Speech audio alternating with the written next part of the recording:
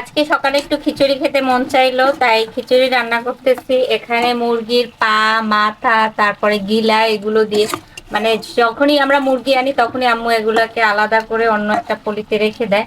এগুলো দিয়ে আবার খিচুড়ি রান্না করে খাই। সাথে সবজি একটু সিম আর আলুও নিছি, কারণ সবজি আমার আবার পছন্দ।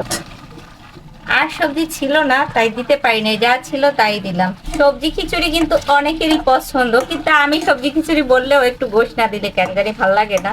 তাই চিন্তা করলাম গোশ আজকে ফ্রিজে নাই, যা আছে এগুলো দিয়েই রান্না করব। এখানে চাল আর ডাল ওয়াশ করে রেখেছিলাম ভালো করে, এটাই এখন দিয়ে দিব। রাইস কুকারে বসাই দিচ্ছি, কারণ রাইস কুকারে খিচুড়ি খেতে আবার বেশি মজা। এখন পানি দিয়ে দিয়ে একবারে রান্নার শেষে দেখাবো।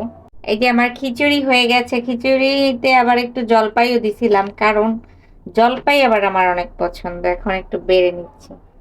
আল্লাহ, ফার্স্ট